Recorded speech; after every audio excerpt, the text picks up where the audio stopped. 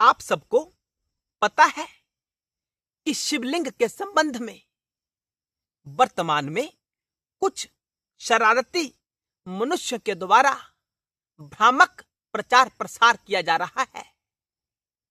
Result क्या होगा? Result कि देवादिदेव महादेव की भक्ति से करोड़ों लोगों को दूर किया जा रहा है, उनके भीतर भ्रम की स्थिति पैदा करके। और महादेव की भक्ति के बिना कल्याण हो ही नहीं सकता, जीवन में सुख समृद्धि आ ही नहीं सकती।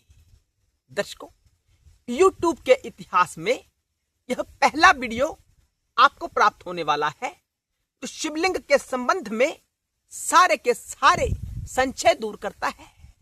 इस वीडियो में आप जानेंगे कि क्या शिवलिंग एक जननेंद्रिय है?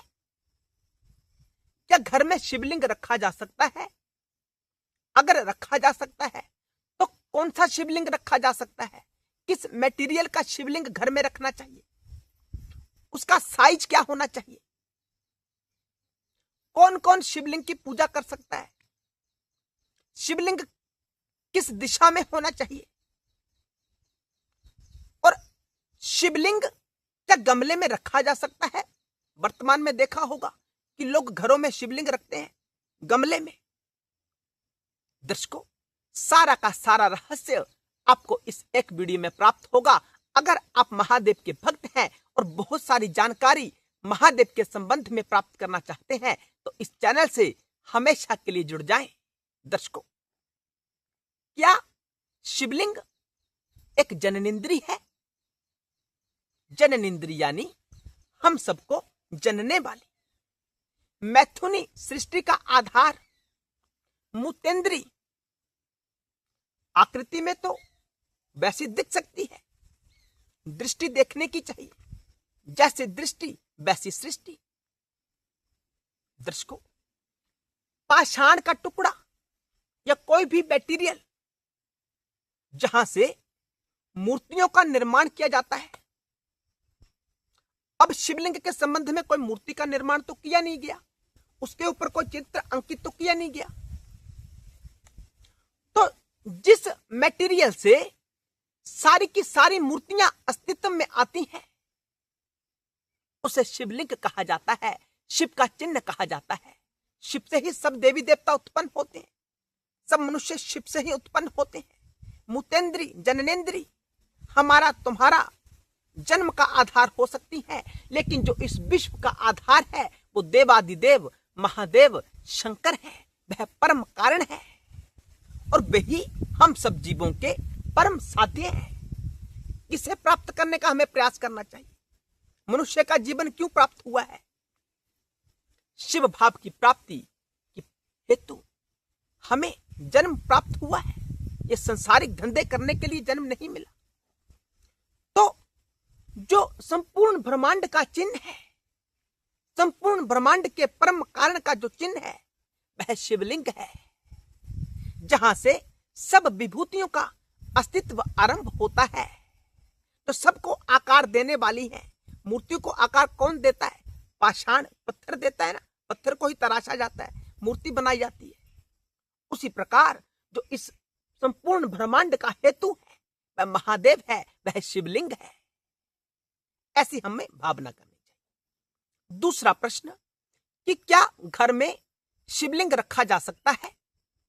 दर्शकों, निसंकोच मैं आपको बताना चाहता हूं कि हर घर में एक शिवलिंग अवश्य होना चाहिए।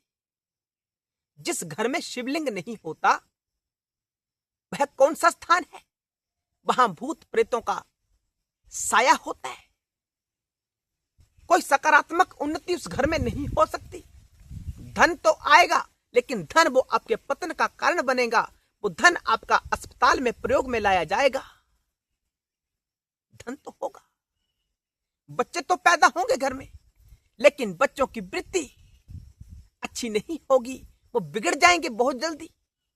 तो अपने घर में एक शिवलिंग अवश्य रखें। जो भ्रामक प्रचार करते हैं उनसे कहें कि आप कहते रहें हम तो देवादिदेव महादेव को अपने घर में अवश्य रखेंगे। दर्शकों, अब प्रश्न उठता है कि शिवलिंग तो रखा जा सकता है, कि तो क्या बहुत बड़ा शिवलिंग घर में रख सकते हैं? नहीं। इसके लिए तो शास्त्र का नियम है कि जो आपके घर का मुखिया है ना, उनके अंगूठे का जितना साइज है 2-3 इंच का हो सकता है, उतने ही आकार का शिवलिंग घर में रखें। घर का मुखिया अगर उनमें उनकी शिव में भक्ति ना हो और आपकी शिव में भक्ति हो, तो आप अपने अंगुष्ठ आकार का शिवलिंग घर में प्रतिष्ठित कर सकते हैं। दर्शकों, अगला प्रश्न कि किस मटेरियल का शिवलिंग घर में रख सकते हैं? कुछ लोग पत्थर का शिवलिंग, पाषाण का शिवलिंग घर में ले आते हैं, या मिट्टी का शिवलिंग घर में बनाकर रख लेते हैं। यद्यपि जब हमें पार्थिव शिवलिंग का पूजन करना होता है तो उसका निर्माण मिट्टी से ही किया जाता है। उसका पूजन करने के बाद उसका जल प्रवाह कर देना चाहिए। उसे परमानेंटली घर में स्थापित नहीं रखना चाहिए, ना पाषाण का ना मिट्टी का। इसके अतिरिक्त सबसे सर्वश्रेष्ठ शिवलिंग जो घर में रखा जा सकता है अंगूठे के आकार का, वह नर्मदेश्वर शिवलिंग होता है। नर्मदेश्वर शिवलिंग यानी नर्मदा नदी का कंकर ही शंकर है। उसे शिवलिंग की आकृति दी जाती है, घर में उसका पूजन किया जाता है।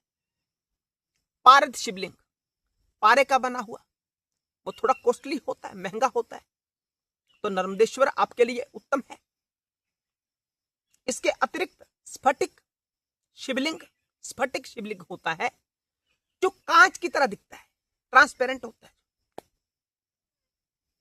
उस शिवलिंग को घर में स्थापित कर सकते हैं।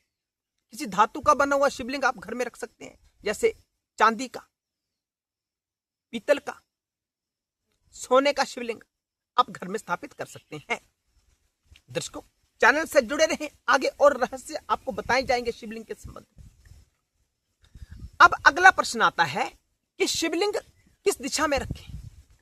दर्शकों, वैसे तो तात्विक दृष्टि से देखा जाए, गुण दृष्टिकोण से देखा जाए तो शिव सर्वत्र व्याप्त है। हम सब जीव हैं, हमारी दृष्टि उस तत्व को पकड़ने की नहीं है।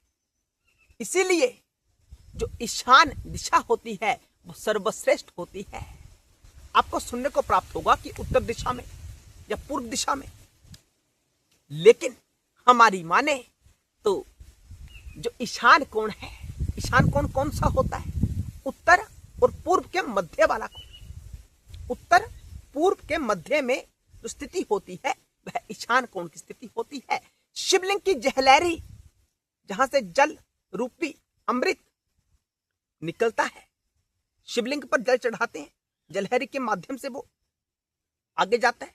जहां से वो जल नीचे गिरता है उसका मुख ईशान की तरफ होना चाहिए, ईशान दिशा की तरफ। बात समझ में आ रही है ना?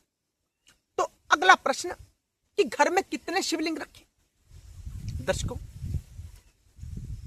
जो पारिवारिक माहौल होता है वहां पूजा पाठ का वातावरण बनाया जा सके, ये बहुत अच्छी बात होती है। जो मंदिर होता है, मंदिर में तो कितने भी शिवलिंग रखे जा सकते हैं, कोई संख्या का विधान नहीं है। असंख्य शिवलिंग वहां रखे जा सकते हैं क्योंकि वहां पूजा पाठ का ही वातावरण होता है। तो घर में ऋषि मुनियों ने विधान किया कि एक शिवलिंग घर में रखें। जो संसारी लोग होते हैं, गृहस्थ होते हैं, उनके पास समय का अभाव रहता है, उतना पूजा पाठ वो नहीं कर सकते जितनी आवश्यकता है। तो घर में अंगुष्ठ मात्र केवल एक ही शिवलिंग रखें, 2 शिवलिंग ना रखें या 2 से अधिक शिवलिंग ना रखें, एक शिवलिंग केवल। अब हमने देखा कि कई घरों में शिवलिंग पूजा घर में नहीं होता, गमलों में रखा होता है। उसका क्या कारण है? कुछ बाबा लोगों ने भ्रामक प्रचार किया, हाँ शिवलिंग की एनर्जी को नहीं पचा सकते, शिवलिंग की एनर्जी को घर में मत रखो, आपका नकारात्मक हो जाएगा, आपके घर से कलेश नहीं जाएगा। दर्शकों, ये मिथ है। जहां शंकर नहीं, वहां कुछ नहीं। अपने शरीर का एग्जाम्पल लेकर देखो, शरीर में जब शिव नहीं होता है तो हम शव होते हैं, हम मृतक होते हैं, हम मरे हुए होते हैं। तो आपका घर भी चेतन तब होगा जब आपके घर के भीतर शंकर होगा, शिव होगा, महादेव होगा। तो घर में शिवलिंग पूजा घर में ही रखे, गमलों में ना रखे। घर में कलयुग में क्या हो रहा है कि घर के अंदर कुत्ते घूमते हैं, आप सब देखते हैं। जानवर को घर में स्थान दिया जा रहा है। जो सबका चेतन है, जो सबका मूल है, जहां से सृष्टि आरंभ होती है, जो सबका पूजनीय है, जो सबका साध्य है, परम साध्य, उसको घर से बाहर जगह दी जा रही है। गलत है। घर के मंदिर में शिवलिंग रखें, खूब कृपा बरसेगी शंकर जी। दर्शकों, अगला प्रश्न कि शिवलिंग की पूजा करने से क्या प्राप्त होता है। दर्शकों, हम सब संसारी लोग हैं, हमारी इच्छाएं होती हैं। अगर आप शिव को उद्देश्य करके एकाग्रता के साथ, श्रद्धा के साथ, शिव को परम चेतन समझकर आप पूजन करते हैं तो आपकी जो भी मनोकामना होगी वह 21 दिनों में अवश्य पूर्ण होगी। अब आप कहोगे कि 21 दिन तो हम शिवलिंग की पूजा करते ही हैं। दर्शकों, शिवलिंग की पूजन का जो भाव होता है वो हर व्यक्ति के भीतर जागृत नहीं होता। निरंतर अभ्यास करना पड़ता है। ना जाने आपके जीवन में वो कौन से 21 दिन आ जाएं जब आपको सब प्राप्ति होना आरंभ हो जाए, जो इच्छा है आपको आपकी पूरी हो जाए। इच्छा तो पूर्ण हो गई। जो अब अगला जो आपको लाभ होगा शिवलिंग पूजन से कि आपकी जो सांसारिक वृत्ति है वो घटना शुरू हो जाती है। संसार में आपका ध्यान घटना शुरू हो जाता है और तत्व में ध्यान बढ़ना आरंभ हो जाता है। ऐसा होते होते एक स्थिति ऐसी आती है जब हमें परम ज्ञान की प्राप्ति होती है। परम ज्ञान यानी आत्मज्ञान कि वास्तव में हम क्या है। जब यह ज्ञान प्राप्त हो जाता है तो मनुष्य की कोई इच्छा भी नहीं रहती, इच्छा से रहित हो जाता है और मुक्ति को उपलब्ध हो जाता है। ये शिवलिंग की महिमा है। इसलिए निरंतर शिवलिंग की आराधना करते रहना चाहिए। शिवलिंग के कितने प्रकार होते हैं आने वाली वीडियो में समझाएंगे। अगर आप इसे अच्छा प्रेम करोगे, इस वीडियो से आपको अच्छा लगेगा, शेयर अवश्य करना। बड़ी जटिल गहरी जानकारी आपको प्रदान की गई है। हर हर महादेव।